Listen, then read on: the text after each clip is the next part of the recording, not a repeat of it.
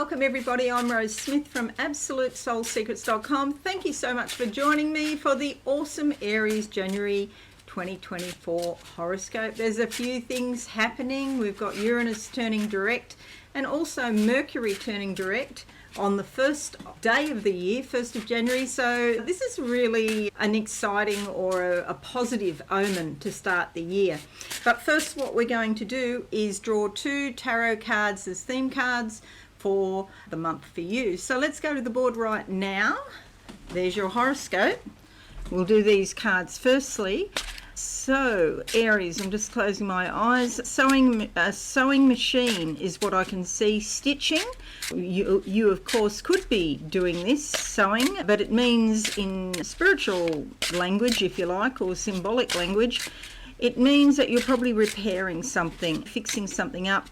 It could be to do with your identity or your appearance, perhaps. I'm thinking of making clothes and things like that, which is all about appearance and identity. And also the fact that you have Chiron here in your sign, and this house here, part of the associations that go with the first house are identity and appearance. Chiron is the wounded healer, which is about healing those parts of yourself that you show to the world. And it's also conjunct the North Node, which is basically about your destiny.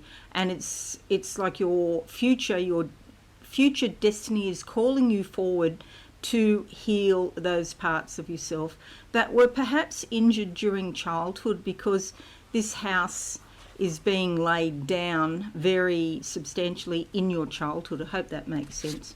All right, so the card that comes out for you, Awesome Aries, is the Two of Cups. This has been coming out a fair bit lately, and it is a type of healing. You see the snake, two snakes here. Interestingly, we've just been through a very bad storm, a sort of cyclone actually, really. And there's a snake down in my power box. So how's that for symbolism? A snake transformation is what snakes stand for. And in the old days, before I was born, I'm talking about maybe the 1600s, they did this thing called a hand fast instead of actually, when marriage wasn't that popular, it was more or less royals or nobles that married to make alliances with other families or other countries perhaps. But what the regular people did was a hand fast. So this was a public event to say that you were going to live with somebody for a given amount of time, or maybe until the rest of your lives, whatever you chose. But a year was a common term that you could live with somebody as a hand-fasted marriage, if you like. And what that's about is integrating the energies. It's a union. It's a sign of bringing those opposite energies that are reflected here in the glasses, the wine glasses, bringing them together into your own personality. So it makes you more powerful and more in control of your life. The angels are looking out over all of this. So it's a minor arcana, so it's not of huge significance, but it's probably enough to make you smile and realise that in January things are starting to go your way. So the second half of the month, what do I see? A road straight in front of me. Now there is a collapse in the road and water running through. So over the month of January, everything's going plain sailing, and then all of this emotion comes through and sort of cuts that in half. But you'll find a way over that. You can build a bridge, and this is about bridge building. The Two of Cups also bringing those opposites together. You'll find that you're on the opposite bank to where you want to be, and you'll build a bridge and get over it. So the card that comes out is the Hierophant card, a major arcana. The effects of this card will last for some considerable period, probably months. It's basically saying that you've got a lot of knowledge, and what have you been doing with your knowledge? Have you been sitting on it? Have you been using it? Or are you actually ready to share your knowledge with the world? There could be some spiritual beliefs involved in this, and concern for other people. So it's a very positive card.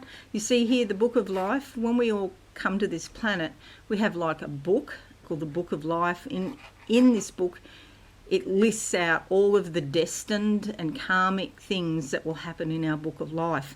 Once you start to get in the groove, and as you're evolving, you'll become more and more aware of this book. And sometimes I've dreamt, for example, in mine, I've opened pages and I see all the text.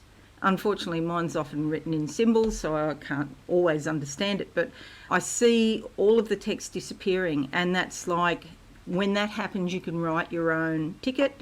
That karma's not going to affect you. You can decide clearly and cleanly what you want to do with your life. And for that, you need these two keys, knowledge and wisdom, because you need to know how to best apply the knowledge. Knowledge for itself is fine, but if you don't use it and share it, it sort of doesn't really help anybody, does it? So that's what I would say, share your knowledge. All right, so now what we're going to do is we're going to make this a bit bigger, and we're going to look at your horoscope in depth. Already, just on cursory glance, you can see all of the activity is happening up in the top of the chart. This is the public area of your life, so it could be to do with career or with life mission. You may not necessarily have a career, as in a paid career, but you still may have a vocation, which is a life mission. And we all, in fact, have a life mission that is contained in our Book of Life here. So you can see this is the area that's going to really take off in January. First thing to note is the new moon. Now, this is not in date order. I started putting it in date order and then it got all mucked up. Sorry about that. New moon in Capricorn on the 11th, bringing a new start to your public life, your career, your life mission, but also to do with authority figures. So those authority figures, like maybe employers or perhaps parents or those people that you look up to. There's a new beginning. If you haven't had a very good relationship with a parent, particularly your mother, because this house here traditionally relates to the mother, but these days with all the role sharing, it may be the father. And with the new beginning there of the solar eclipse in Capricorn, there's going to be real physical, grounded, practical things, manifestations that come out of this over the next 6 months. The full moon is in Leo on the 25th of January, and this brings a shake-up. The moon is shining a spotlight onto your creativity, also onto any areas like where children are involved, particularly your inner child. We all have an inner child, and that's usually the part of us that is not like the adult. That is the part of us that inspires us, gives us our creativity, can also be very upset or hurt if something happened when you were a child, or angry even, perhaps. But that part of you that gives a sense of awe or excitement. So we really need to stay in touch with our inner child. It's quite important. It's great for having a look at romance. If you've got any romances on the go, there could be a real focus on that around the 25th with the full moon. The good news is Mercury is turning direct on the 1st of January.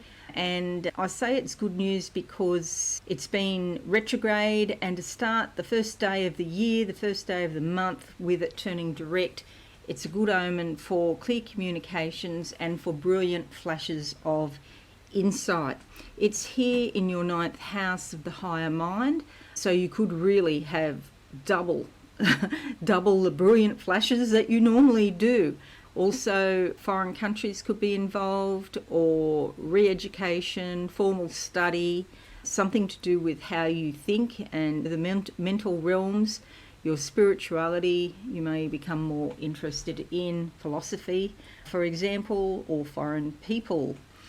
Then Mercury moves into Capricorn on the 13th here, bringing again lots of communications to this party going on in your 10th house of career and life vocation. and brilliant ideas with that. The Sun is also there until the 20th when it moves into Aquarius, and also Pluto will be moving into Aquarius on the same day, the 20th. And this is for you, Aries. This is a lot about your friends, your groups, your connections, a lot of insight and awareness coming to you, and you will undergo a fundamental restructuring of friends and groups, but also your hopes and dreams that start this month. And Pluto is here until September 1, I think it is, and then it goes back into Capricorn just for 10 weeks or so, and then in November 19th, it's back here again until 2043. So you're going to go through a fundamental restructuring of all your friendships, your connections, associates, the groups of people that you mix with are going to fundamentally change. I think it's very exciting. So there's some sort of rebirth there. It could be also that people that you used to know you reconnect with, and they have a very important effect on your life. Maybe people you used to go to school with, for example. Then we have Venus going into Capricorn on the 23rd here, right here. And Venus brings a beautiful, polite, courteous, diplomatic energy to all of your communications and anything to do with career, authority figures, and also to do with status and your public life. So this could involve social media. So you could appear quite beautiful on social media, and even if you don't think you're physically beautiful, that's not what Venus is necessarily about, because Venus can be the beauty within. She shows the beauty within. So that's the important thing these days, is too much emphasis put on physical appearance and not enough emphasis put on what's inside, because people basically take shortcuts and just judge on appearance. It's not a good idea, but that's the way the world is. I already talked about Uranus going direct just briefly. That's on the 21st of January here in your house of, and now it's rolling forward again. You probably won't feel it unless you are psychic or maybe clairvoyant, because as one of those transpersonal planets, they sort of hum along in the background. And it does go retrograde every year, so just to let you surprises. Sometimes they're positive and sometimes they're not. But this could be to do with your money, your possessions, or the things that you value, whatever you think is important and valuable in your life. You might find that changing over time, and it could be that things that you used to think were important, you decide is not that important after all. And finally, the very thing that should have been first, your ruler Mars goes into Capricorn here as well on the 4th. So that sort of sets you up for the month of real focused energy into your career and public life. So that's going to bring a sense of ambition, drive. You're going to really sort of probably want to move forward in career, or deciding, like, why am I here? What's my direction in life? What am I supposed to be doing?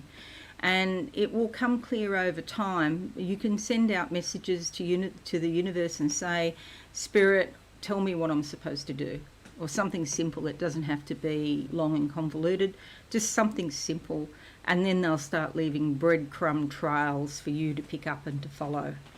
So that's it, awesome Aries.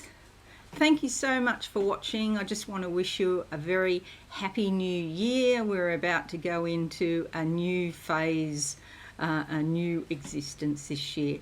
Thanks so much for all your support during 2023 as well. I'll see you all again soon. Leave a like and a comment. That would be fabulous, and share on your socials. Don't forget to subscribe as well. That would be great. Thanks again. I'll see you all soon. Bye for now.